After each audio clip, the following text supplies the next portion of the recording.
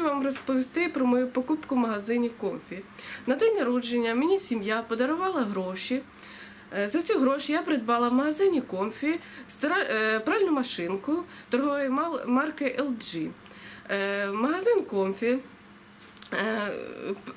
Покупка була здійснена 11 жовтня. 12 жовтня магазин Comfy мені доставив її додому.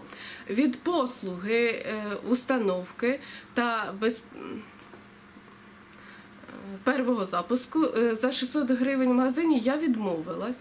Під час установки, так як чоловік мені сам її підключив вдома, було виявлено, що пральна машинка не віджимає прання.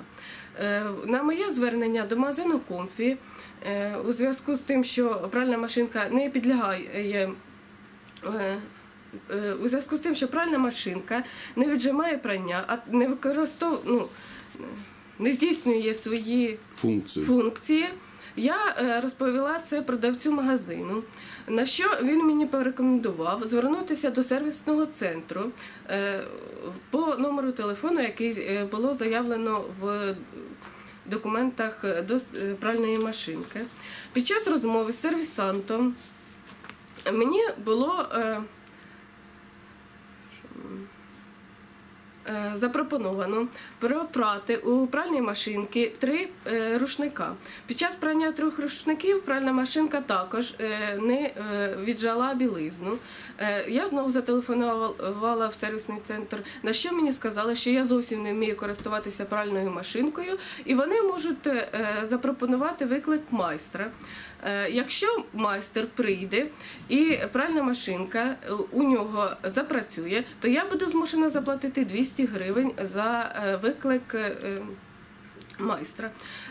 20 жовтня прийшов майстер, він зробив всі функціональні перевірив всі функціональні характеристики машинки, але під час прання вона також не вижила білизну.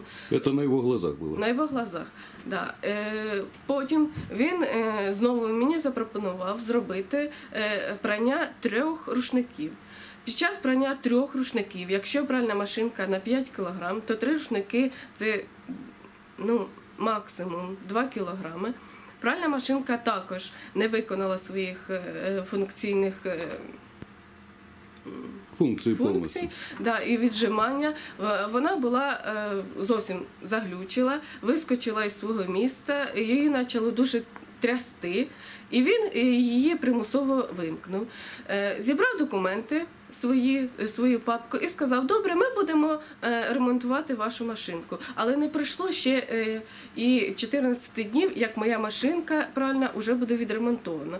Я знову звертаюся, перед цим я звернулася з письмовою заявою до магазину Comfy з проханням замінити мені пральну машинку або повернути гроші в повному розмірі. Директор магазину прийняв мою заяву на розгляд, але в усній розмові він сказав, що ніяких коштів і ніякої заміни пральної машинки він робити не буде, так як пральна машинка вже була вживана і була ввімкнута в мережу. Скажіть, будь ласка, на моє запитання, як я могла перевірити справність машинки, він відповів, що вони діють згідно чинного законодавства і до них ніяких претензій немає. Сам директор магазина представлявся як-то? Да, фамілія, ім'я, отчество? представлявся. Пензєв. Як його звати, я чесно... Пензєв? Пензєв, да, не пам'ятаю. Понятно. Представтесь, пожалуйста. Мене звати Горбенко Наталія Миколаївна. Спасибо большое.